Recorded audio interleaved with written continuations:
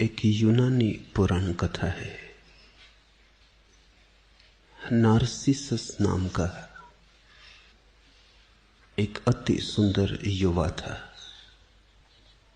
प्रतिध्वनि नाम की एक युवती के प्रेम में पड़ गया।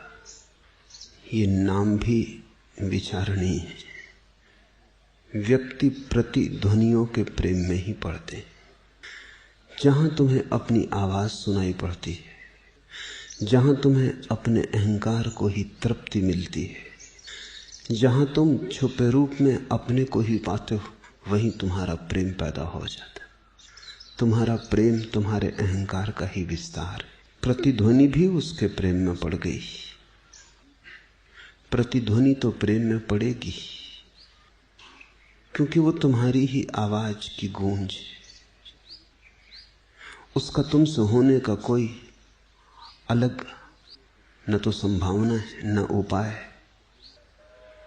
पर एक दिन एक दुर्घटना हो गई, होनी ही थी, क्योंकि प्रतिध्वनियों के धोखे में जो पड़ जाए, अपनी ही आवाज को सुन के उसके ही प्रेम में पड़ जाए, उसके जीवन में दुर्घटना निश्चित है। नार्सिसस जंगल में गया था। एक झील में, शांत झील में, हवा की लहर भी न थी। उसने स्वयं के प्रतिबिंब को देखा। वो मोहित हो गया। झील तो दर्पण थी, अपना ही चेहरा देखा, पर पहली बार देखा। वो इतना प्यारा था, और अपना चेहरा किसको प्यारा नहीं? अपना ही चेहरा लोगों को प्यारा है। सम्मोहित हो गया नार्सिसस, जैसे जड़ हो गया। मोह जड़ता लाता है।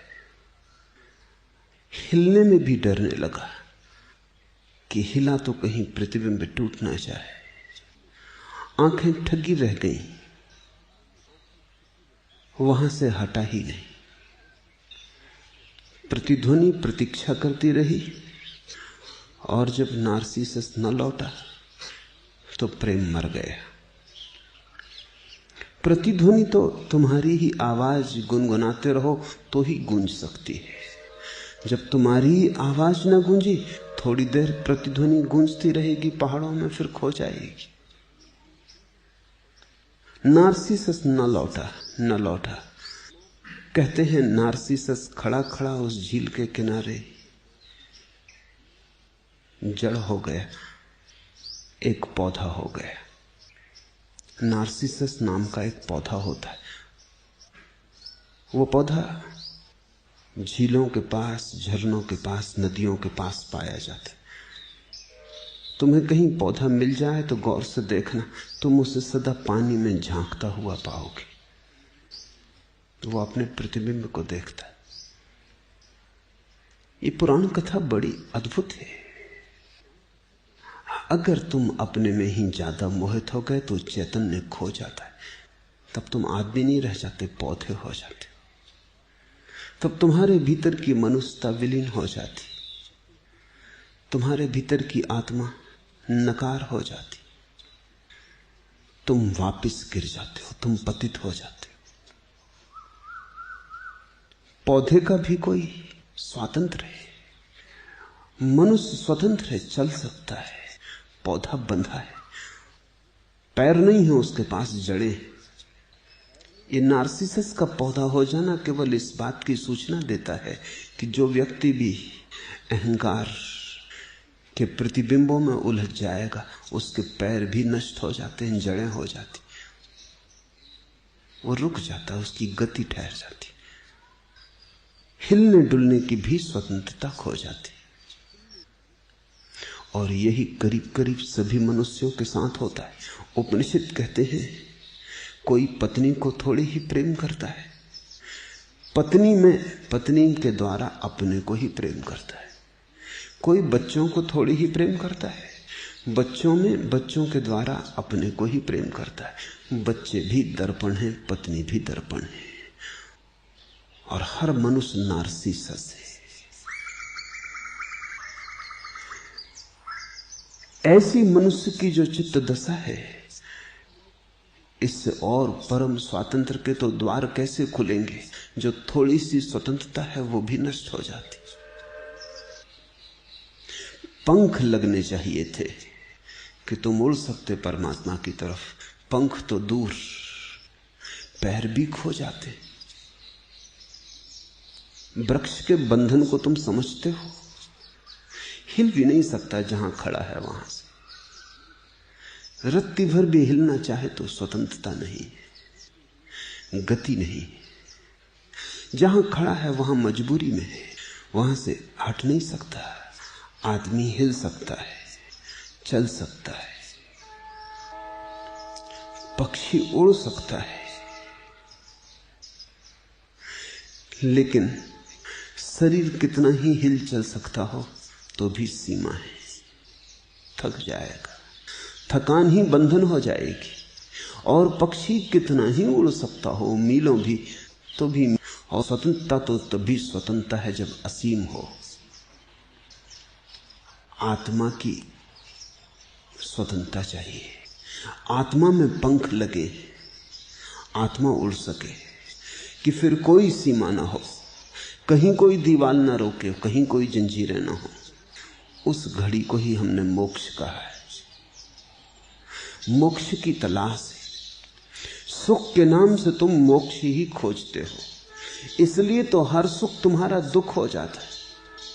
क्योंकि जब तुम पाते हो मोक्ष नहीं मिला, उल्टे बंधन मिले, तो सुख सुख नहीं मालूम होता। तुम धन भी खोजते हो तो मोक्ष के लिए सोचते हो धन से स्वतंत्रता मिलेगी, थोड़े हाथ पैर खुलेंगे, थोड़ा तुम चल फिर सकोगे। गरीब का आकाश बड़ा छोटा है, अमीर का जरा बड़ा होगा, थोड़ी सुविधा होगी। लेकिन जब तुम धन पा लेते हो तब तुम पाते हो ये तो गरीब से भी छोटा आकाश हो गया। ये धन पंख नहीं बना, जंजीरें बन गया। अब इसे छोड़ के तुम हट ही नहीं सकते।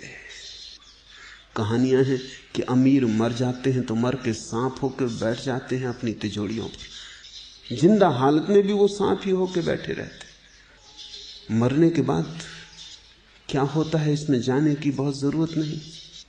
जिसके पास धन है, धन कहीं खो न जाए इस चिंता से भयातुर रहता है, बैठा ही रहता है, पहरा देता रहता है। भोगना तो असंभव, मालिक भी नहीं रह जाता, करीब करीब पहरेदार हो जाता है।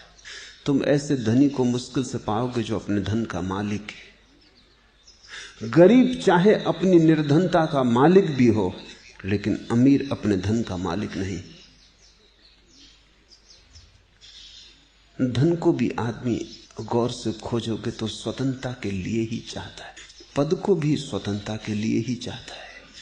पद होगा, शक्ति होगी, सामर्थ होगी तो इतने बंधन न रह जाएंगे, तुम कुछ बंधन तोड़ सकोगे, तुम थोड़े अज्ञात और अनजान में भी प्रवेश कर सकोगे।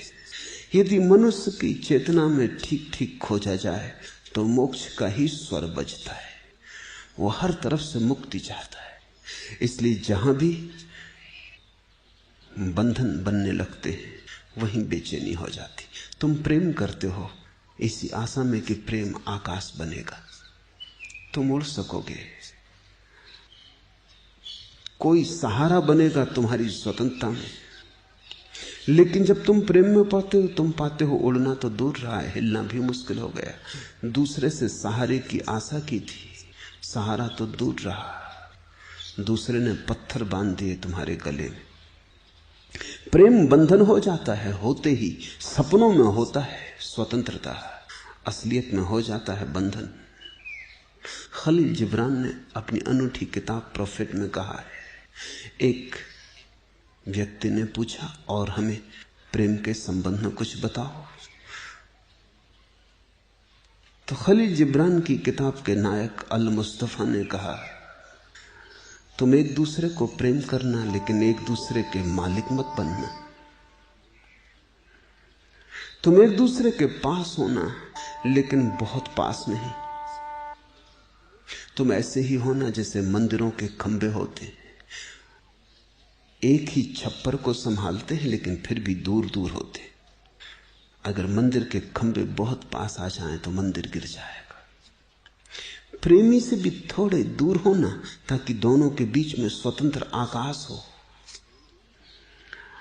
अगर बीच का स्वतंत्र आकाश बिल्कुल ही खो जाए तो तुम एक दूसरे के ऊपर अतिक्रमण बन जाओगे, आक्रमण बन जाओगे। मगर ये सब बात तो किताबों में है। आदमी के जीवन में तो जिससे प्रेम होता है हम उससे उसकी सारी स्वतंत्रता छीन लेना चाहते हैं, क्योंकि प्रेम होते ही भय होता है कि कहीं ये प्रेम किसी और की तरफ ना मुड़ जाए। जो प्रेम मुझे मिला है कहीं कोई इसका और मालिक ना हो जाए। धन मिलता है तो धन खो ना जाए, प्रेम मिलता है तो प्रेम ना खो जाए। जो मिलता है उसी के खोने का भय हो जाता है। उस भय के कारण स्वतंत्रता असंभव हो जाती। भय के साथ कैसी स्वतंत्रता? निर्भय में ही स्वतंत्रता का फूल खिलता है। और प्रत्येक व्यक्ति के प्राण बस एक ही बात के लिए रोते, एक ही बात के लिए गुनगुनाते, एक ही बात के लिए खोजते हैं, वह है मोक्ष। जहां तुम्हें मुक्ति मिलेगी वहीं तुम आह्लादित होने लगोगे। जहां तुम्हें बंधन मिलेगा वहीं तुम उदास होने लगोगे। अगर तुम इतने उदास हो तो कारण साफ है। चाहा था मोक्ष, मिली जंजीरें, मांगा था आकाश, मिला कारागृह। खोजते थे पंख, पैर भी कट गए। चाहते थे मुक्ति, जो पास था वो भी दांव पर लग गया और खो गया। और जिसकी आशा की थी उसके कहीं दूर भी कोई आसार नजर नहीं आते। इसलिए तुम उदास हो। परमात्मा शब्द का अगर कोई भी अर्थ हो सकता है तो मोक्ष। इसलिए परम ज्ञानियों ने परमात्मा शब्द का उपयोग भी नहीं किया। महावीर मोक्ष की बात करते हैं, परमात्मा की नहीं, क्योंकि परमात्मा शब्द के साथ बड़ी भ्रांतियां जुड़ गई, उसके साथ भी बड़े कारागृह जुड़ गए। बुद्ध निर्वाण की बात करते हैं, परमात्मा की नहीं, जानकर ही। क्योंकि परमात्मा के नाम पर भी हिंदू हैं, मुसलमान हैं, ईसाई हैं, ये नए बंधन खड़े हो गए। हिंदू हिंदू होने से बंधा है, मुसलमान मुसलमान होने से बंधा है, कोई मस्जिद से बंधा है, कोई मंदिर से बंधा है। और धर्म तो मुक्ति है। इसलिए धर्म का न तो कोई मंदिर हो सकता, न कोई मस्जिद हो सकती। और जिस दिन तुम धार्मिक हो जाओगे उस दिन मंदिर में भी तुम्हें वही दिखाई पड़ेगा, मस्जिद में भी तुम्हें वही दिखाई पड़ेगा। तब तुम कभी मस्जिद में भी प्रार्थना कर लोगे, कभी मंदिर में भी प्रार्थना कर लोगे। वस्तुतः मंदिर और मस्जिद तक जाने की जरूरत न रहेगी, क्योंकि तुम्हारे घर में भी वही दिखाई पड़ेगा। तुम जहां देखोगे वही दिखाई पड़ेगा। धर्म एक परम स्वातंत्र्य है। इस बात को ख्याल में रखें तो शंकर के ये अंतिम सूत्र समझ में आ सकेंगे। काम, क्रोध, लोभ और मोह को त्याग कर स्वयं पर ध्यान करो। ये चार बंधन जिनसे तुम्हारा मोक्ष छिन गया है, जिनसे तुम्हारा मोक्ष दब गया है। काम, क्रोध, लोभ और मोह। इन चार को भी अगर संक्षिप्त कर लो तो एक ही बचता है, काम। क्योंकि जहां काम होता है वहीं मोह पैदा होता है, जहां मोह पैदा होता है वहीं लोभ पैदा होता है, और जहां लोभ पैदा होता है अगर इसमें कोई बाधा डाले तो उसके प्रति क्रोध पैदा होता है। मूल बीमारी तो काम है। काम का अर्थ समझ लो। काम का अर्थ है दूसरे से सुख मिल सकता है इसकी आशा। काम का अर्थ है मेरा सुख मेरे बाहर है, और ध्यान का अर्थ है मेरा सुख मेरे भीतर है। बस अगर ये दो परिभाषाएं ठीक से समझ में आ जाएं तो तुम्हारी यात्रा बड़ी सुगम हो जाएगी। काम का अर्थ है मेरा सुख मुझसे बाहर है, किसी दूसरे में है, कोई दूसरा देगा तो मुझे मिलेगा। मैं अकेला सुख न पा सकूंगा। मेरे अकेले होने में दुख है और दूसरे के संग साथ में सुख। इसलिए तो तुम अकेले नहीं होना चाहते। जरा भी अकेले हुए कि तुम डरे, जरा भी अकेले हुए कि तुम बेचैन, जरा भी अकेले हुए कि तुमने अपने को भरा। कूड़ा करकट कुछ भी मिले, जिस अखबार को तुम सुबह से 3 दफे पढ़ चुके उसी को फिर पढ़ने लगे। जरा अकेले हुए कि कुछ तो भरो, खालीपन अखरता है। रेडियो चला दो, शोरगुल ही होगा, लेकिन ऐसा तो लगेगा कि अकेले नहीं हो। ताश खेलो, होटल में बैठ जाओ, क्लब चले जाओ, कहीं भी किसी भांति। एक युवक मेरे पास 3 दिन पहले आया। उसने कहा कि जैसे जैसे ध्यान कर रहा हूं वैसे वैसे अकेलेपन से डर और बढ़ रहा है।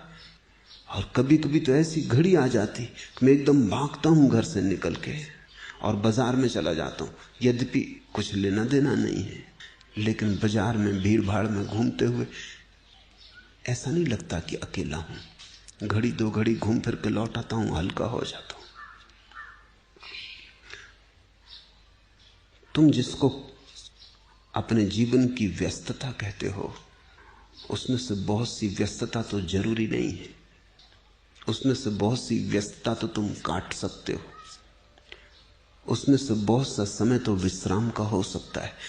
लेकिन मामला ऐसा नहीं है कि काम जरूरी है।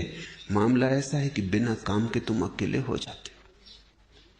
पश्चिम में मनोवैज्ञानिक एक नई चिंता से भर गए। वो चिंता पहली दफे मनुष्य जाति के इतिहास में आई है। और वो चिंता यह है कि इस सदी के पूरे होते होते कम से कम पश्चिम के कुछ मुल्कों में, अमेरिका में, स्वीडन में इतनी सुख सुविधा हो जाएगी और सारा काम करीब करीब स्वचालित यंत्रों से होने लगेगा कि आदमी के पास बहुत समय बचेगा। तो मनोवैज्ञानिकों को बड़ा खतरा है कि आदमी करेगा क्या, क्योंकि अभी खाली होने की योग्यता आदमी की नहीं, अभी चुप बैठने की क्षमता आदमी की नहीं। थोड़ा सोचो, सारा काम यंत्र कर देता हो और तुम्हारे पास कुछ काम ना बचे। अभी यद्यपि तुम रोते हो कि काम ही काम है, कोई फुर्सत नहीं। अभी तुम सोचते भी हो कि फुर्सत मिल जाए तो तुम कुछ विश्राम कर लो। यद्यपि अभी भी जब फुर्सत मिलती तुम विश्राम करते नहीं। रविवार की छुट्टी काटे नहीं कटती। रविवार की छुट्टी काटने को तुम कितने उपाय करते हो। पिकनिक को चले, कोई उपद्रव ना था तो उपद्रव बांधा। घर नहीं बैठे रह सकते। छुट्टी काटे नहीं कटती। रविवार के दिन तुम सोमवार की राह देखने लगते हो, कब सुबह हो, कब तुम अपने काम में लगो। थोड़ा सोचो कि पूरा जीवन रविवार की छुट्टी हो, तुम बच सकोगे उतने विश्राम में? तुम झेल सकोगे उस शांति को, उस एकांत को? नहीं, तुम कुछ ना कुछ खतरे कर लोगे, तुम कुछ झंझटें खड़ी करोगे, तुम कुछ उपाय करोगे जिसमें तुम उलझ जाओ। मनोवैज्ञानिक कहते हैं कि हमें कुछ ऐसे काम खोजने पड़ेंगे जिनकी कोई जरूरत तो ना होगी, लेकिन लोग जो खाली नहीं बैठ सकते उनको हमें देना पड़ेंगे। और एक बड़ी अनूठी बात ख्याल में आनी शुरू हुई है, और वो ये कि जो लोग बिल्कुल खाली बैठने को राजी होंगे उनको सरकार तनख्वाह देगी कि वो खाली बैठने के लिए राजी। जो काम करेंगे उनको तनख्वाह नहीं मिलेगी, क्योंकि काम भी लो और तनख्वाह भी लो, दोनों एक साथ। ये आज हमें अजीब लगता है, और कम से कम पूरब के मुल्कों में तो बहुत अजीब लगता है, जहां गरीबी है, जीवन बड़ा दुविधापूर्ण है। लेकिन पश्चिम के मुल्कों में ये घड़ी करीब आ रही। 20 वर्षों के भीतर, इस सदी के पूरे होते होते, जो लोग खाली बैठने को राजी होंगे उनको सज्जन कहा जाएगा। जो नहीं बैठने को राजी होंगे वो दुर्जन समझे जाएंगे। खाली लेकिन वही बैठ सकता है जिसे थोड़ा ध्यान का रस लगा हो। इसलिए आकस्मिक नहीं है कि पश्चिम में ध्यान की इतनी तीव्र जिज्ञासा पैदा हुई। अकारण कुछ भी नहीं होता। जब कोई चीज घटने के करीब होती है तो चेतना उस तरफ उत्सुक होने लगती है। अगर तुम यहां मेरे पास पश्चिम से दूर दूर से आते लोगों को देखते हो तो आकस्मिक नहीं है। बड़ी तीव्र आकांक्षा पैदा हुई कि स्वयं के साथ अकेले होने का सुख क्या है, उसे जानना जरूरी है। क्योंकि दूसरे के साथ न तो सुख कभी मिला है न मिल सकता है। दूसरे के साथ केवल दुख मिला है, लेकिन मजबूरी यह है कि अकेले होने की हम कला नहीं जानते। इसलिए दूसरे के साथ दुख मिले, नरक मिले, तो भी कोई उपाय नहीं, रहना तो दूसरे के साथ ही पड़ेगा। क्योंकि अकेले होने में और भी महानरक हो जाता है। तो अकेले के नरक से हम सदा दूसरे का नरक चुन लेते हैं। कम से कम दूसरा तो मौजूद है, नरक ही सही, थोड़ी बातचीत तो हो लेती, झगड़ा ही सही। तुमने कभी ख्याल किया कि अगर तुम खाली छोड़ दिए जाओ तो तुम कहोगे इससे बेहतर दुश्मन के साथ होना। अपने साथ होने से भी बेहतर दुश्मन के साथ होना लगता है। झगड़ा तो होगा, गाली गलौज तो होगी, कुछ जीवन तो मालूम होगा। ये मुर्दे की तरह बैठे ऐसे तो बिखर जाएंगे, ऐसे तो फिसल जाएगा मकान। कुछ करो, उठो। लोग अपने कमरे में उठ के कुछ भी करने लगते हैं। मैं ट्रेन में बहुत दिनों तक यात्रा करता था, तो अक्सर ऐसा हो जाता कि कमरे में मैं और दूसरा आदमी अकेला होता। तो मैं देखता रहता कि दूसरा आदमी क्या कर रहा है। मैं उससे बोलता भी नहीं, क्योंकि मेरे बोलने से वो उसकी असलियत का पता ही नहीं चलेगा। बोलने की तो वो इच्छा ही में है। वो कई दफा कोशिश भी करता बोलने की, आप कहाँ जा रहे हैं, मैं हाँ हूं करके जवाब दे के फिर अपनी आंख बंद कर लेता। जब वो थोड़ी देर में समझ जाता कि यह आदमी बातचीत के योग्य नहीं है, तब वो उसका असली रूप प्रकट होता। वो कभी अपना सूटकेस खोलेगा, मैं देख रहा हूं कि कोई काम नहीं है उसको, फिर बंद कर देगा, फिर जमा लेगा। खिड़की खोलेगा, बंद करेगा। बेचैनी है, पंखा चलाएगा, बंद कर देगा। बाहर हो आएगा, चाय ले आएगा, हर स्टेशन पर उतर के भजी खरीद लेगा। कुछ भी कर रहा है। नौकर को बुला लेगा घंटी बजा के, उसी से बातचीत करने लगेगा। लेकिन उसकी बेचैनी मैं समझता हूं। ये 24 घंटे उससे अकेले होने को मिले हैं, ये काट रहे हैं, ये कांटे की तरह चुभ रहे हैं। इनको झेलना मुश्किल है। यद्यपि अगर तुम मुझसे पूछो तो वो कहेगा कि कहाँ फुर्सत है, कभी ध्यान भी करना चाहता हूं तो फुर्सत नहीं। अब ये 24 घंटे मिले थे, 24 घंटे में तो आदमी महावीर हो जाए। अगर 24 घंटे एक स्वर से शांत हो जाए, 24 घंटे तो मैं ज्यादा कह रहा हूं, जैनी नाराज न हो, क्योंकि महावीर ने तो कहा है 48 मिनट में। मैं तो 24 घंटे कह रहा हूं तुम्हारी सामर्थ्य सोच के। महावीर ने तो कहा 48 मिनट आदमी परम शून्य हो जाए, रम जाए, बस इससे ज्यादा की जरूरत नहीं है, परम ज्ञान उपलब्ध हो जाएगा। 48 मिनट, पूरा घंटा भी नहीं। लेकिन 48 सेकंड भी मुश्किल है, 48 मिनट तो दूर। 48 सेकंड भी तुम एक स्वर से शांत न रह सकोगे, तुम हजार व्याघात पैदा कर लोगे। काम का अर्थ है दूसरे में सुख, यद्यपि मिलता कभी नहीं। यही तो मनुष्य की मूढ़ता है। शंकर ऐसे ही तुमको मूढ़ नहीं कहे जाते, कारण से कहते हैं, खूब सोच विचार के कहते हैं। जिस रेत से तेल नहीं निकला उससे तुम निकालते ही चले जाते हो। और ऐसा भी नहीं है कि तुम्हें पता नहीं। अगर पता ना होता तो तुम अज्ञानी थे। अज्ञानी माफ किया जा सकता है, मूढ़ को माफ नहीं किया जा सकता। मूढ़ वो है जिसे पता भी है और फिर भी निकाल रहा है, क्योंकि करे क्या, रेत ही है और कुछ दूसरा स्रोत पता नहीं जहां से तेल निकाला जा सके। खाली भी नहीं बैठा रह सकता, तो रेत से ही निकाल रहा है।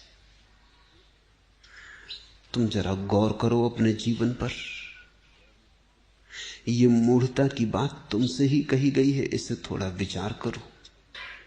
तुमने कितनी बार काम वासना नहीं की, कितनी बार तुम कामातुर नहीं हुए, कितनी बार मन काम के मेघों से आच्छन्न नहीं हुआ। कभी वर्षा हुई, कभी तृप्ति हुई, कभी संतोष फला, कभी सुख आया। लेकिन तुम सोचने में भी डरते हो कि अगर इस पर सोचेंगे तो खतरा है, फिर करेंगे क्या। यही तो एक उलझाव है। इससे ही तो अपने को किसी तरह उलझाए, किसी तरह जीवन को काटे जा रहे हैं। अगर ये खेल भी बंद हो गया तो फिर हाथ खाली। काम वासना ही पूरा खेल है, पूरा संसार है। उसी में तुम उलझे, उसी में तुम दबे, उसी में तुम बोझिल चलते चले जाते हो, और जानते हुए कि ये राह कहीं ले नहीं जाएगी, कभी नहीं ले गई है। लेकिन मन धोखा दिए जाता है। मन कहता है अभी तक ना ले गई हो, लेकिन हो सकता है कल ले जाए। किसी को ना ले गई हो सकता है मुझे ले जाए, हो सकता है मैं अपवाद हूं। ऐसा प्रत्येक व्यक्ति सोचता है। कहते हैं अरब में एक कहावत है कि परमात्मा जब भी किसी को बनाता है तो उसके कान में एक मजाक कर देता है। उसके कान में कह देता है तुझे मैंने अपवाद बनाया, तुझे मैंने खास बनाया, और सब ऐरे गहरे नत्थु खैरे। तुझे मैंने विशेष बनाया है। सभी को कह देता है, लेकिन तकलीफ ये है जिसको भी बना के भेजता उसी के कान में मंत्र दे देता, और सभी इसी ख्याल में चलते हैं कि और सब ऐरे गहरे नत्थु खैरे, मैं कुछ खास। अब परमात्मा ही मजाक कर दे तो बड़ा मुश्किल हो जाता है। हर एक को याद है कि चलते वक्त कहा था उसने, हालांकि तुम किसी से कहते नहीं। कहो तो दूसरे हंसते हैं, क्योंकि उनको भी उसने कहा। वो कहते तुमको कैसे कह सकता है, इसलिए तुम भी किसी से नहीं कहते, दूसरे भी तुमसे नहीं कहते। तुम भी बताने की कोशिश करते हो बिना बताए, दूसरा भी बताने की कोशिश करता है बिना बताए। जो जोर जोर से चिल्ला के कहने लगते हो उनको तुम पागल खाने में बंद कर देते हो। लेकिन हर एक के मन में एक भ्रांति है कि मैं अपवाद हो सकता हूं। बुद्धों ने कहा नहीं मिला सुख, काम वासना के मरुस्थल खोज डाले, एक मरुद्धान भी ना पाया। महावीरों ने कहा, शंकर कहते हैं कि बड़ी यात्रा की, मरुद्धान तो दूर, खजूर की छाया भी ना मिली। खजूर की भी कोई छाया होती, लेकिन वो भी ना मिली। लेकिन तुम सोचे चले जाते हो कि हो सकता है इन्हें न मिली हो, बेचारे चूक गए हो, न खोज सके हो, नक्शा हाथ में ना रहा हो, बुद्धिमान न रहे हो, भटक गए हो। और फिर कौन जाने, अक्सर ऐसा भी हो जाता है कि जिनको नहीं मिलती वो दूसरों को भी समझाने लगते हैं कि तुम्हें भी ना मिलेगी। और हो सकता है अंगूर खट्टे रहे हो, पा ना सके हो, खुद सामर्थ्य ना रही हो, इसलिए सब अंगूर खट्टे हैं। ऐसा कह के उनको भी चुकाने की कोशिश कर रहे हो। जो पा सकते, कम से कम मैं तो पा ही सकता हूं। तुम्हारे मन में ऐसी भ्रांतियों का जाल है, तो फिर काम से छुटकारा ना हो सकेगा। और जो काम से ना जागा वो राम में ना जागा, जो काम से जागा वही राम में जागा। राम की याद करने से कुछ भी ना होगा, क्योंकि मन अगर काम से भरा हो तो राम का वो उच्चार भी गंदा हो जाएगा। हाँ, काम से मन खाली हो जाए तो राम को पुकारना भी मत, तो भी पुकार उठेगी। तुम्हारा रोआ रोआ कहेगा, तुम्हें कहने की जरूरत ना रहेगी। भज गोविंदम, भज गोविंदम। ये कोई ऐसी बात नहीं जिसको तुम कर लोगे, ये कोई तुम्हारे कंठ की बात नहीं है, न तुम्हारे ओंठों की, न तुम्हारी जिह्वा की। ये तो जब तुम्हारे भीतर से काम गिर जाएगा तो उठेगी। ये तो तुम अचानक पाओगे कि तुम्हारे रोए रोए से यही सुगंध उठ रही। ये उठती है जब काम गिर जाता है, क्योंकि काम में जो ऊर्जा संलग्न थी वो मुक्त हो जाती है, वही राम की तरफ आरोहण बन जाती है। काम है दूसरे में सुख की भ्रांत आशा, राम है अपने में सुख को पा लेना, और वही एकमात्र पाने की जगह है। जिनने भी कभी पाया वैसे ही पाया, जिनने भी गंवाया तुम्हारे ढंग से गंवाया। इसलिए शंकर कहते हैं मूढ़ चेतो जागो। लेकिन अपने में मूढ़ को देखना बड़ा कठिन है। मुल्ला नसरुद्दीन के गांव में नाटक हो रहा था। नाटक में एक मूर्ख की भी जरूरत थी। तो गांव में जो एक नेताजी थे, उनको लोगों ने चुना। नेताजी ऐसे जन्मजात मूर्ख थे, न होते तो नेताजी न होते। अब कोई नेता होने पड़ा है जिसे थोड़ी बुद्धि हो। नाहक गाली खाने खवाने को, जूता फेंकवाने को, सड़े टमाटर झेलने को किसको मर्जी, किसको प्रयोजन। मगर जूता फेंको कि सड़े टमाटर फेंको कि गाली गलौज बको, नेता जमे ही रहते थे। ऐसे तो वो नेताजी हो गए थे, ज्यादा दिन तक टिक गए थे। जिनमें थोड़ी अकल थी वो भाग भी गए। लोगों ने उन्हीं से प्रार्थना की। नेताजी ने मुल्ला नसरुद्दीन से पूछा कि मुझे मूर्ख का पार्ट अदा करना है नाटक में, तो मुझे बताओ कि किस भांति से ये पाठ कुशलता से अदा किया जा सकता है। नसरुद्दीन ने नीचे से ऊपर तक देखा और कहा कि आप जैसे हो बस ऐसे ही स्टेज पे चले जाओ, इसमें जरा भी फर्क की जरूरत नहीं है, फर्क करने से गड़बड़ हो जाएगी। नेता तो बहुत नाराज हो गया। उसने कहा कि मुझे पता है, और तुम गांव में भी अफवाह करते हो, लोगों को बात करते हो कि मैं नंबर 1 का मूर्ख हूं। अब आज मेरे सामने ही बात जाहिर हो गई। धमकाया बहुत। नसरुद्दीन ने कहा आपसे सच कहता हूं, अल्लाह की कसम, नंबर पहला मैंने कभी नहीं कहा। मूर्ख कहा हो भला, नंबर पहला मैंने कभी नहीं कहा। क्योंकि तुम तो नंबर पहले अगर वहां भी होने का मौका हो तो चूकोगे नहीं। नंबर पहला वही तो नेता की दौड़ है।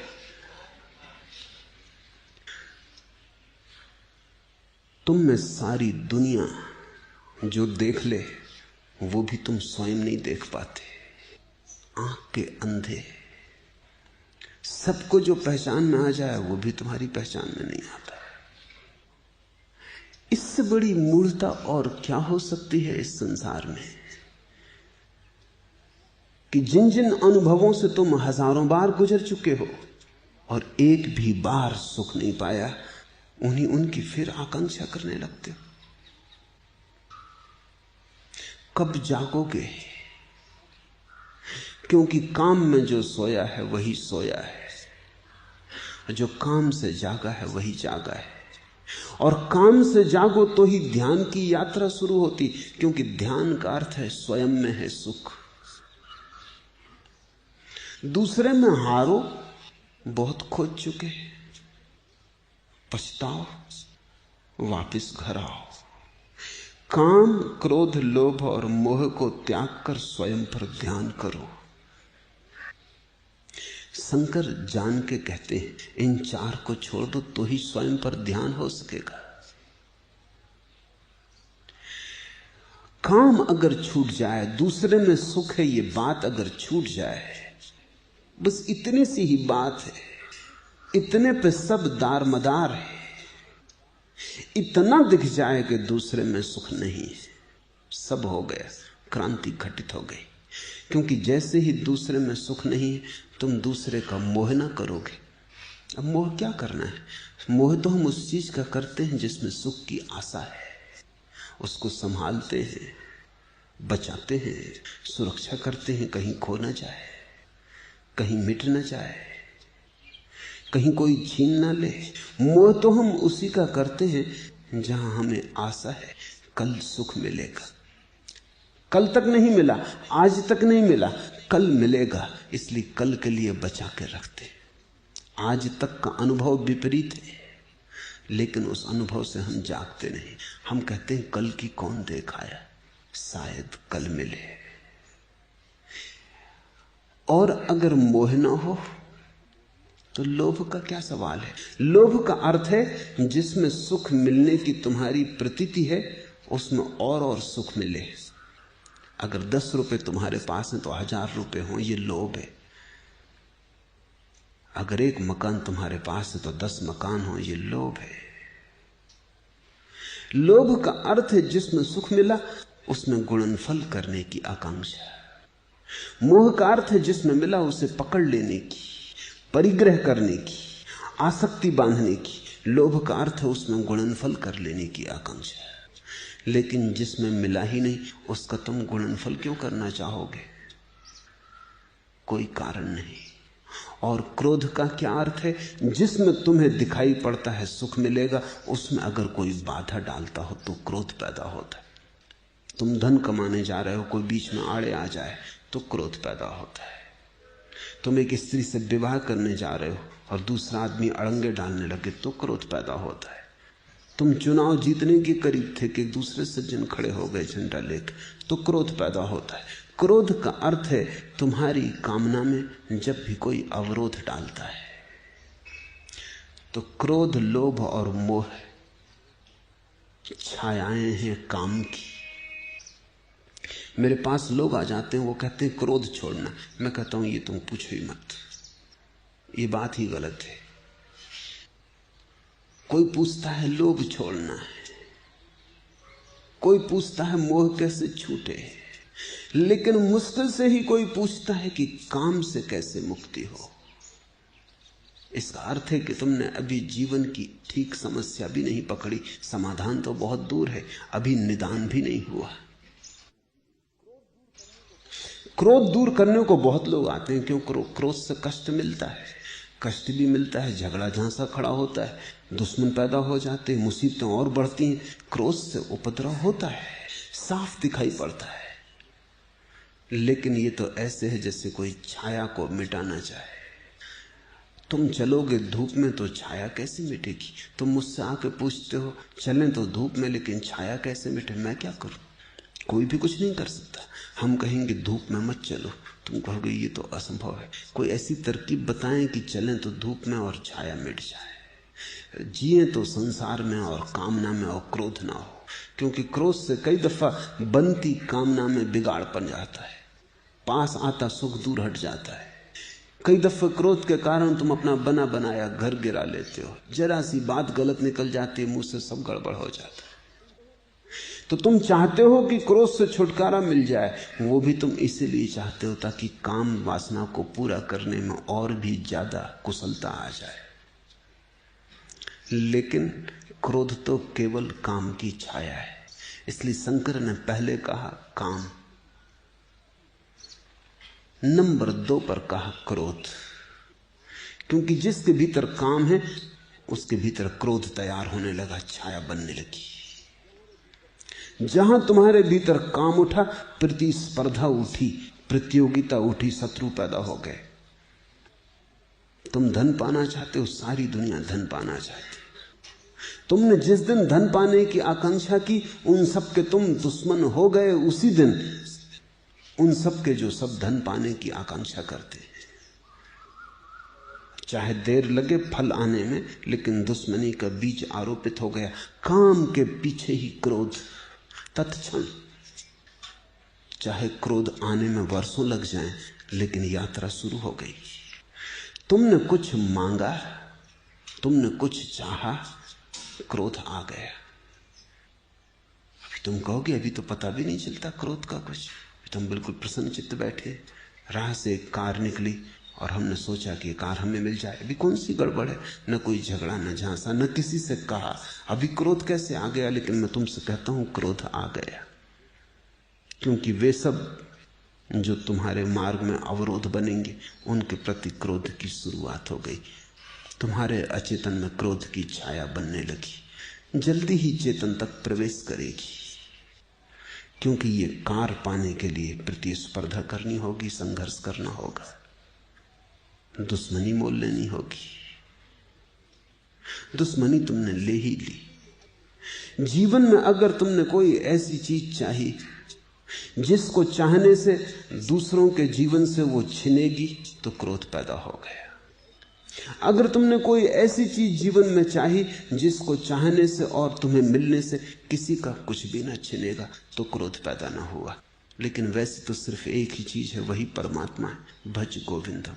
उसको तुम कितना ही पालो, तुम किसी का छीनते नहीं। मैं गोविंद को पालूं तो तुम्हारे गोविंद के पाने में कोई कमी नहीं होगी। बल्कि बड़े मजे की बात है कि मैं गोविंद को पालूं तो तुम्हारे गोविंद के पाने में सहारा और साथ मिलेगा। मैं गोविंद को पालूं तो तुम जल्दी गोविंद को पा सकोगे, क्योंकि एक ने भी पा लिया तो द्वार खुल गया, एक ने भी पा लिया तो सीढ़ी लग गई, एक ने भी पा लिया तो तुमने भी पा ही लिया। थोड़े से प्रयास की बात है, भरोसा आ गया, श्रद्धा आ गई, आश्वासन आ गया। और अगर एक ने भी पा लिया तो वो तुम्हें भी मार्ग दे सकेगा। उसको ही तो हम गुरु कहते हैं, जिसने पा लिया वो तुम्हें भी कह सकेगा ये रहा मार्ग। वो तुम्हें भी थोड़े इशारे दे सकेगा। एक परमात्मा ही ऐसा है जिसे पाने से उसकी मात्रा में कोई कमी नहीं पड़ती, बल्कि मात्रा ज्यादा उपलब्ध हो जाती। एक परमात्मा ही ऐसा है जो अर्थशास्त्र का विषय नहीं। एक परमात्मा ही ऐसा है जिससे कोई पाले तो उसके कारण कोई गरीब नहीं होता, बल्कि एक के पाने के कारण सभी समृद्ध हो जाते। एक के पाने में जैसे सभी को मिल जाता। जब बुद्ध ने पाया, शंकर ने पाया, कृष्ण ने पाया, क्राइस्ट ने पाया, तो उस दिन सारे जमीन पर वर्षा हुई। अब जो अपने घड़ों को उल्टा रखे बैठे थे उनका तो क्या किया जाए, लेकिन जिनके घड़े भी सीधे थे भर गए। पाया कृष्ण ने, भर गए हजारों घड़े। पाया बुद्ध ने, भर गए हजारों घड़े। पाया शंकर ने, नाच उठी हजारों आत्माएं। शंकर का ये आनंद उत्सव अकेले का नहीं था। इसे थोड़ा समझो। वही सुख है जो बांटा जा सके, वही सुख है जो अपने आप बंटता है, फैलता है। वही सुख है जो तुम्हारे पाने से किसी का छिने ना, बल्कि तुम्हारे पाने से अनंत को मिल जाए। उसको ही हमने महासुख कहा है, आनंद कहा है। जिसे तुम सुख कहते हो तो वो तो बड़ी छीछालेतर है। वो तो ऐसा है, पुरानी पुराण में कथा है, एक चील एक कचरे घर से एक मरे चूहे को ले उड़ी। जैसे ही उसने मरे चूहे को पकड़ा, 2500 चीलें उसके पीछे चक्कर काटने लगी। छीना झपट शुरू हो गई, हमला शुरू हो गया। वो जो चील जो मरे चूहे को अपने मुंह में लटकाई थी, जगह जगह उसके पंखों में चोंचे मारी गई, घाव हो गए, खून गिरने लगा। वो बड़ी हैरान हुई कि अभी तक कुछ भी न था और अब अचानक। लेकिन उसने भी मरा चूहा छोड़ा नहीं। वो तो ऐसा हुआ कि तीव्र झपट्टे में उसके मुंह से चीत्कार निकली और चूहा छूट गया। जैसे ही चूहा छूटा, वो चीलें जो इर्द गिर्द मंडराती थी सब चूहे के पीछे चली गई। वो चील अकेली रह गई। वो एक वृक्ष पर बैठ गई। वो सोचने लगी। वो चील तुमसे ज्यादा समझदार रही होगी। उसको शंकर मूढ़ नहीं कह सकते थे। वो सोचने लगी पहले तो मैं समझती थी ये चीलें मेरी दुश्मन है। वो बात गलत थी, क्योंकि चूहे के छूटते ही सारी चीलें चली गई, किसी से कोई दुश्मनी ना रही। अब कोई हमला करने को नहीं, कोई पास ही नहीं।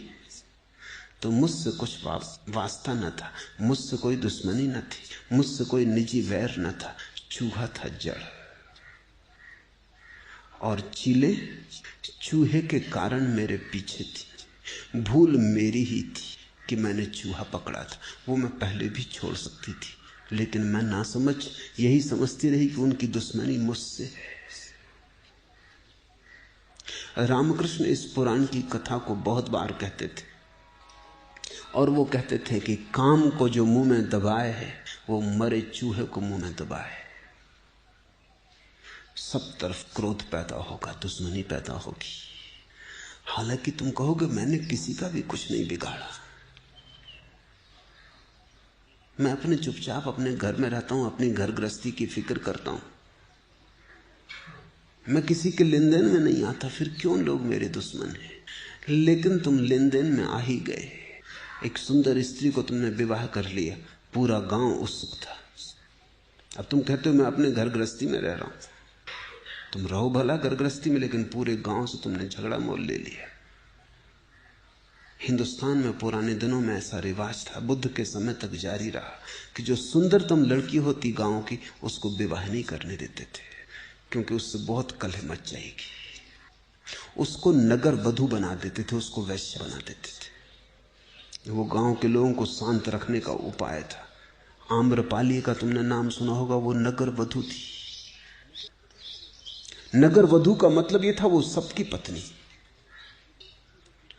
जो बहुत सुंदर स्त्री होती, गांव में युवती होती, उसको फिर एक की स्त्री नहीं बनने देते थे, क्योंकि एक का बनाना बहुत संघर्ष का कारण होगा, तलवारें खिंच जाएंगी, झंझट मचेगी। उसको सभी का बना देना उचित है, झगड़ा झांसा नहीं होगा।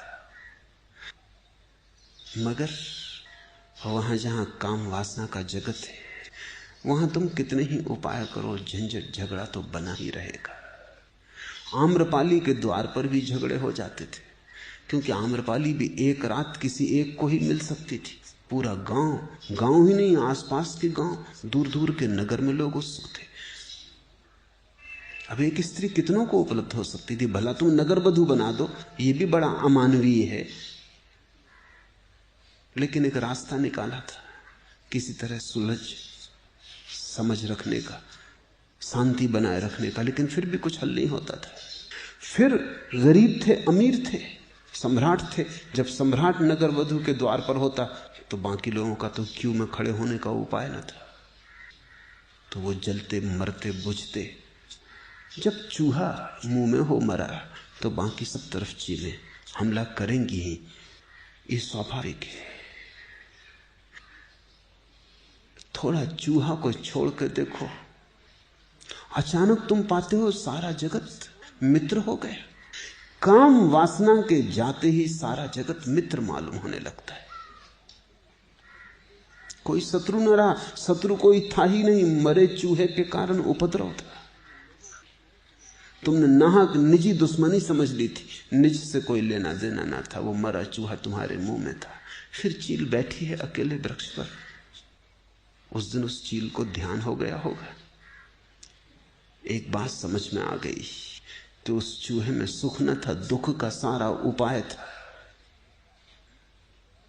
उसमें सारे बीज थे वैमनस्य के। काम न जाए तो क्रोध कभी नहीं जा सकता। लोग मुझसे पूछते हैं क्रोध कैसे जाए, उनको मैं कहता हूं मुश्किल है। तुम बात ही गलत पूछते हो। बीज को बचाना चाहते हो, पत्तों को काटना चाहते हो, जड़ को बचाना चाहते हो, शाखाओं को काटना चाहते हो, उससे तो उल्टी कलम हो जाएगी। एक शाखा काटो 3 निकल आती।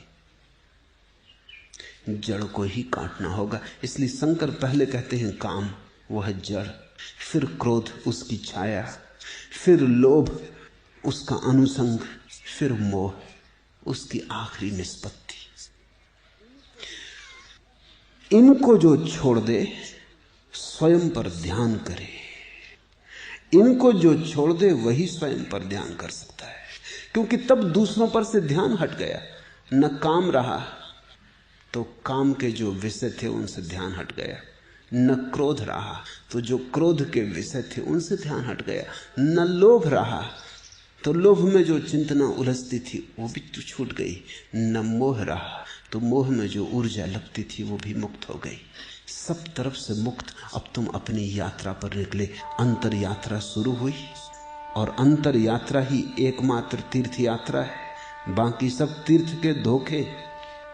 भीतर जो गया वही तीर्थ पहुंचा, बाहर जो भटके उन्होंने ऐसे ही अपने मन को समझाया, खेल खिलौनों में उलझे रहे।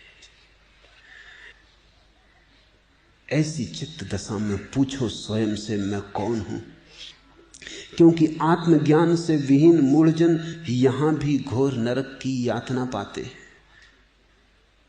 आत्मज्ञान विहीन मूढ़ा, वो जो आत्मज्ञान से रहित थे, उन्हें कोई नरक में जाके पीड़ा मिलेगी ऐसा मत सोचना। ये भी धोखेबाज आदमी की तरकीबें कि वो कहता नरक में जाएंगे तब दुख मिलेगा, जैसे यहां सुख मिल रहा है। नरक में जाएंगे तब दुख मिलेगा, यहां क्या मिल रहा है? मैंने तो सुना है कि कुछ दिनों से नरक में जब लोग पहुंचते हैं तो शैतान उनसे पूछता है कहां से आ रहे? वो कहते पृथ्वी से। वो कहता अब तुम स्वर्ग चले जाओ, नरक तो तुम भोग ही चुके, अब यहां किस लिए आए हो? अब तो कुछ दिनों से ऐसी भी खबरें आने लगी हैं कि नरक में जो पाप करते हैं उनको कष्ट देने के लिए पृथ्वी पे भेज देते, क्योंकि उनको भी तो कहीं दंड देने के लिए जगह चाहिए, उनको कहां भेजो? नरक में लोग समझाते हैं कि अगर पाप किया पृथ्वी पे चले जाओगे। शंकर कहते हैं यही घोर नरक की यातना तुम पा रहे हो। किस नरक पर छोड़ रहे हो ये कि भविष्य में मिलेगा? ये भी तरकीब है। आज जो मौजूद है उसे न देखने का उपाय। अंधे होने के तुम कितनी व्यवस्थाएं करते हो, खुद को धोखा देने के तुम कितने तर्क खोजते हो। नरक में मिलेगा दुख, यहां क्या मिल रहा है? सिवाय दुख के कुछ भी नहीं पाया है। दुख ही दुख है, दुख ही दुख से तुम भरे हो। स्वयं से पूछो मैं कौन हूं, लेकिन यह पूछा ही तब जा सकता है जब चारों गिर गए। तब एक बार पूछना भी कि मैं कौन हूं और उत्तर आना शुरू हो जाता है। वस्तुतः पूछने की जरूरत भी नहीं रह जाती। तुम आंख बंद करते हो, पूछते नहीं कि मैं कौन हूं, शब्द नहीं बनाने पड़ते, क्योंकि वहां कोई दूसरा थोड़ी ही है जिसके लिए शब्द बनाने हो। वहां तो तुम ही हो, किससे पूछना है मैं कौन हूं? तुम ही अपने आमने सामने हो, देख लो, पहचान लो, पूछना क्या है? लेकिन कहने के लिए शंकर कहते हैं। शंकर को बहुत पसंद थी एक कहानी कि एक शिष्य गुरु से बार बार पूछता कि मैं आत्मज्ञान पाने के लिए क्या करूं, और गुरु अचानक जैसे इस प्रश्न को सुनते ही बहरा हो जाता, और सब समय वो उत्तर देता, सब समय लगता कि उसके भी कान सजग हैं, छोटी छोटी बात सुन लेता। लेकिन जब भी वो शिष्य कभी पूछता कि आत्मज्ञान पाने के लिए क्या करूं, कि बस गुरु अचानक बहरा हो जाता, किसी दूसरे काम में लग जाता, उत्तर न देता। आखिर एक दिन शिष्य ने उसे हिलाया पकड़ के कि ये मामला क्या है, तुम हमेशा ठीक होते हो, 1000 बात पूछता हूं जवाब देते हो, सिर्फ यही बात। गुरु ने कहा मैं जवाब देता हूं तो सुनता नहीं, क्योंकि आत्मज्ञान को पाने का यही उपाय है, चुप रह जाना। इसलिए मैं चुप रह जाता हूं कि तू सुन, कि तू समझ। बस इतना ही कीमिया है कि भीतर अगर कोई चुप हो जाए, और जब मरा चूहा मुंह से गिर जाता है तो भीतर चुप्पी स्वाभाविक आ जाती। उस घड़ी में बोध होता है मैं कौन हूं। गीता और सहस्त्र नाम ही गाने योग्य है। विष्णु का रूप ही अखंड ध्यान के योग्य है। सज्जनों की संगति में ही चित्त लगाना चाहिए, दीन जनों को ही धन देना चाहिए, और हे मूढ़ सदा गोविंद को भजो। जब तक ये न हो जाए कि ये चारों गिर जाएं और तुम अपने भीतर के आकाश में पूछ सको बिना शब्द बनाए मैं कौन हूं, तब तक गीता और सहस्त्र नाम गाने योग्य। तब तक गाओ गीता, भजो परमात्मा के 1000 नाम हैं उनको, विष्णु का रूप उस पर ध्यान करो, सज्जनों की संगति करो, दीन जनों को धन दो, बांटो जितना बांट सको, सत्य की खबर सुनो जितनी सुन सको, गीत गाओ परमात्मा के, हे मूल सदा गोविंद को भजो। जब तक वो घड़ी ना आ जाए तब तक ऐसे तैयारी करो। सुख के लिए स्त्री भोग किया जाता है, लेकिन खेद कि अंत में शरीर रोगी हो जाता है। चलते हो सुख खोजने, केवल रोग लेके घर लौट आते हो। जाते हो जीवन की तलाश में, मौत से मिलन होता है। यद्यपि इस संसार में मृत्यु निश्चित है, तो भी लोग पाप करना नहीं छोड़ते। मृत्यु बिल्कुल सुनिश्चित है, और सब अनिश्चित हो, मृत्यु अनिश्चित नहीं है। एक ही बात तय है यहां की, मरना है, फिर भी पाप करना नहीं छोड़ते। मरना है तो भी कौड़ी कौड़ी के लिए पाप करने को तत्पर होते हैं, जैसे सदा यहां रहना हो। जैसे एक कौड़ी कम हो जाएगी तो अनंत काल में बड़ी रहने में असुविधा होगी। लोग रेलवे स्टेशन के विश्रामालय को अपना घर समझ लेते और इस भांति रहने लगते हैं, डेरा डंगल जमा के, जैसे सदा यहां रहना। आती ही होगी ट्रेन, बजती ही होगी घंटी, जल्दी ही बोरिया बिस्तर बांध सवार हो जाना है। तुमने देखा विश्रामालय में, रेलवे स्टेशन के लोग अपना बिस्तर भी नहीं खोलते, पेटी भी नहीं खोलते, बांध के बैठे रहते हैं। जब अभी जाना ही है तो खोलना क्या। इस जीवन को विश्राम गृह से ज्यादा मत समझो, रात भर का बसेरा है, रैन बसेरा। सुबह हुए पक्षी उड़ जाएंगे अपनी अपनी यात्राओं पर। अगर ऐसा दिखाई पड़ जाए तो पाप करना असंभव हो जाता है। किसके लिए करना है, किस लिए करना है, सब यहीं पड़ा रह जाएगा। फिर पाप करने योग्य मालूम भी नहीं होता। जब सभी पड़ा रह जाएगा तो क्या प्रयोजन। तुम जीते तो ऐसे हो जैसे सदा यहां रहना है, इसलिए पाप कर लेते हो। पाप करने के लिए स्वयं को मरण धर्म न मानना जरूरी है। ये मान्यता मन में रखनी जरूरी है कि सदा रहना, तभी पाप कर सकते हो। जितनी तुम्हें याद आने लगे मौत की, उतना ही पाप गिरने लगेगा। इसलिए मौत के स्मरण को मैं महानतम पुण्य कहता हूं, क्योंकि जिसको मौत की याद आ गई उसके जीवन से पाप असंभव हो जाता है। धन अनर्थ है, इस पर निरंतर विचार करो। सच यह है कि धन में लेस मात्र सुख नहीं। यह बात सर्वत्र देखी गई कि धनवान अपने पुत्रों से भी भय खाते। अतः हे मूल सदा गोविंद को भजो।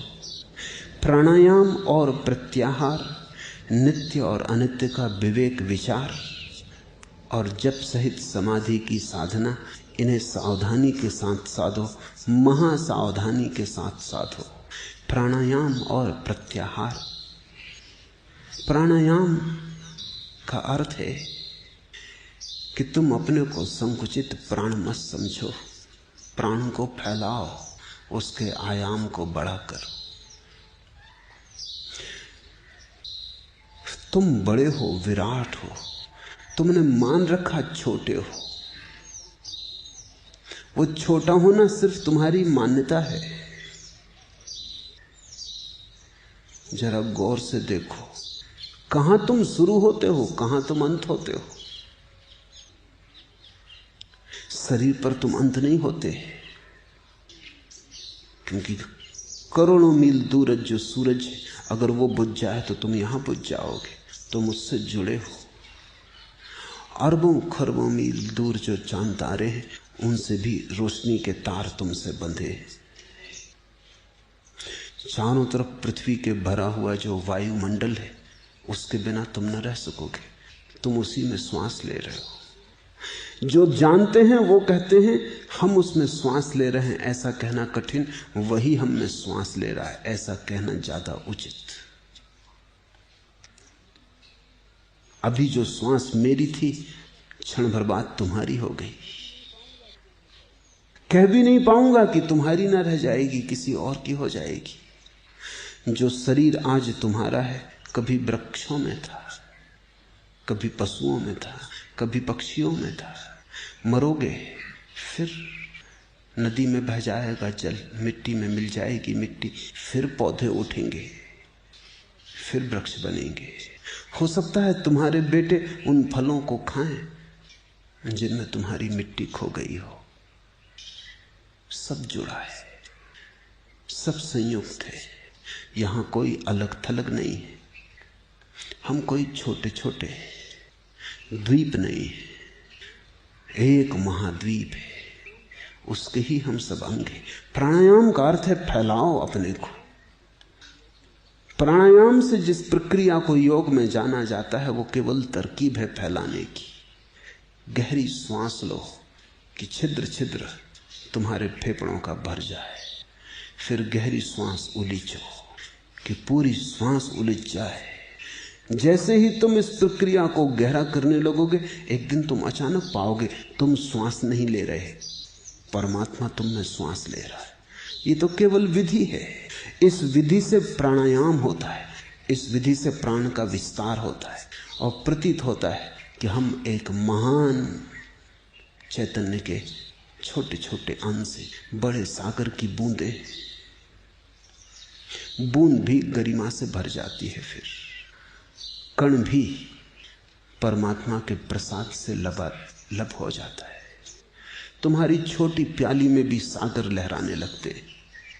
प्राणायाम और प्रत्याहार। प्राणायाम है प्राण का फैलाना और प्रत्याहार है घर की तरफ वापसी, लौटना, भीतर आना। प्रत्याहार अपने में वापस जाना, जहां से आए हैं। जैसे वृक्ष अगर सिकुड़ सके, सिकुड़ के छोटा पौधा हो जाए, पौधा सिकुड़ सके बीज हो जाए, तो प्रत्याहार। तुम जो दिखाई पड़ रहे हो उससे पीछे सरको, भीतर भीतर भीतर उस बीज को, मूल स्रोत को पालो जहां से तुम आए हो। गंगा अगर वापस लौट जाए और गंगोत्री में फिर समा जाए गोमुख में, तो प्रत्याहार। प्रत्याहार का अर्थ है अपने मूल को फिर पा लेना। ज़ैन फकीर कहते हैं ओरिजिनल फेस, अपने मूल चेहरे को जान लेना, जो तुम जन्मे ना थे जब तुम्हारा था। जब तुम पैदा न हुए थे तब तुम्हारी जो मुखाकृति थी उसको पहचान लेना। प्रत्याहार है।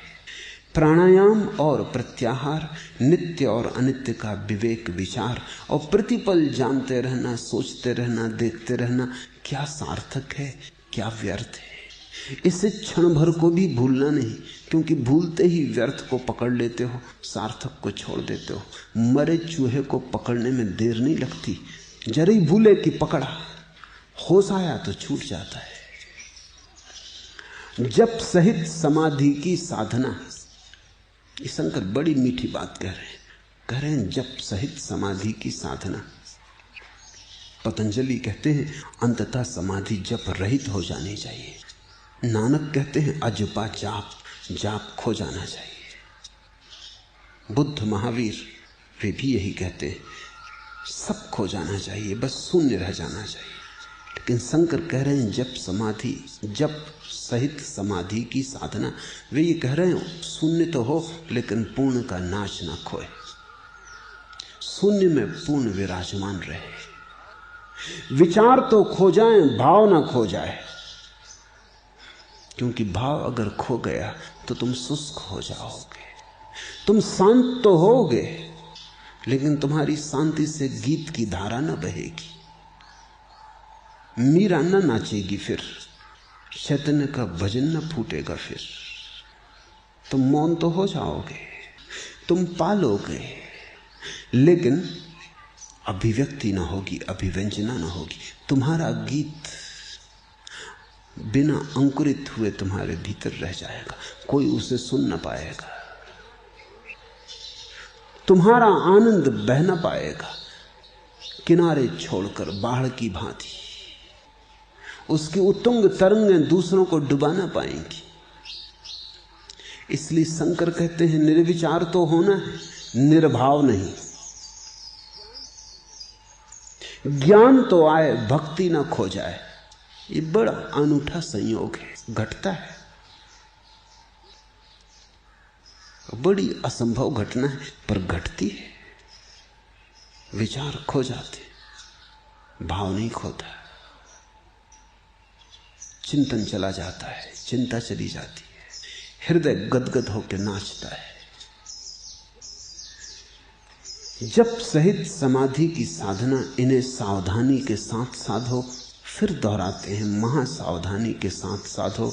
और हे मूढ़, सदा गोविंद को भजो। गुरु के चरण कमल में पूर्णता समर्पित होकर, संसार के बंधनों से मुक्त होकर, इंद्रिय सहित मन को संयमित कर, तुम अपने हृदय में स्थित प्रभु को देख लोगे। प्रभु कहीं दूर नहीं, प्रभु तुम्हारे हृदय में ही स्थित है। उसे कहीं खोजने नहीं जाना है, अपने घर वापस आना है। उसे तुमने कभी खोया भी नहीं, सिर्फ भूल गए हो, विस्मरण हो गया है। विस्मरण में भी वो मौजूद है सतत। तुम भूल गए हो, उसकी तरफ पीठ कर ली है, फिर भी वो मौजूद है। वस्तुतः तुम हो ही कौन, वही है। उसे भूल गए इसलिए तुम सोचते हो मैं हूं। वो याद आ जाएगा, तुम मिट जाओगे, वही रह जाएगा। तुम अपने हृदय में स्थित प्रभु को देख लोगे। अतः हे मूर्ख, सदा गोविंद को भजो। शंकर का जोर है कि ध्यान और भजन के बीच एक समन्वय सध जाए। ध्यान और भजन के बीच एक संगीत बज उठे। ध्यान और भजन के बीच असंभव का सेतु निर्मित हो जाए। भक्त भी बहुत हुए, लेकिन तब उनके भीतर शून्य समाधि नहीं होती। तब भगवान की प्रतिमा से भरे रहते हैं, द्वैत बना रहता है। ज्ञानी बहुत हुए, उनके भीतर द्वैत मिट जाता है, अद्वैत हो जाता है, लेकिन द्वैत के मिटते ही रसधार सूख जाती। शंकर कह रहे हैं किसी भांति ऐसी घड़ी लाओ जो आ सकती, जो कभी कभी आई भी है। ऐसी किरण को अपने भीतर उतारो कि तुम ज्ञानियों जैसे शून्य और भक्तों जैसे पूर्ण। ज्ञान और भक्ति का संबंध जुड़ जाए तो सोने में सुगंध आ जाती है। ये आत्यंतिक घटना है, ये आखिरी घटना है। इसके ऊपर जाने का कोई उपाय नहीं। जहां भक्ति और ज्ञान संयुक्त हो जाते, जहां भक्ति ज्ञान बन जाती है, ज्ञान भक्ति हो जाता है। जहां समाधि गीत गाती है, जहां समाधि में फूल खिलते हैं, जहां समाधि रूखा सूखा मरुस्थल नहीं होती, हरियाली हरियाली हो जाती। जहां मन तो परिपूर्ण मिट गया होता है और हृदय उसे भर देता है, वही परमात्मा का मंदिर है। उस प्रभु को तुम अपने ही भीतर पालोगे। भक्त भगवान से अलग नहीं। भक्त जिस दिन जान लेगा उस दिन भगवान है। लेकिन बहुतों ने जाना भगवान को, तब उनके भीतर का भक्त समाप्त हो जाता है, भगवान ही बचता है। और बहुतों ने अपने भक्त को बचाना चाहा तो भगवान भी बचता है, भक्त भी बचता है, लेकिन एक द्वैत बना रहता है, फासला बना रहता है। क्या ऐसा नहीं हो सकता कि तुम भक्त भी हो जाओ और भगवान भी एक ही साथ? कि तुम्हारा कीर्तन अपने ही सामने चलने लगे, कि तुम ही नाचो भी और तुम ही देखो भी। ऐसा हो सकता है, और वही शंकर की परिकल्पना है। शंकर में स्वयं ऐसा ही अनूठा व्यक्तित्व फला कि ज्ञान की ऐसी पराकाष्ठा और फिर भक्ति का ऐसा अनूठा मेल। स्वर्ण में अगर कभी सुगंध आई है तो शंकर में आई थी। भज गोविंदम, भज गोविंदम, भज गोविंदम मूढ़मते। आज इतना।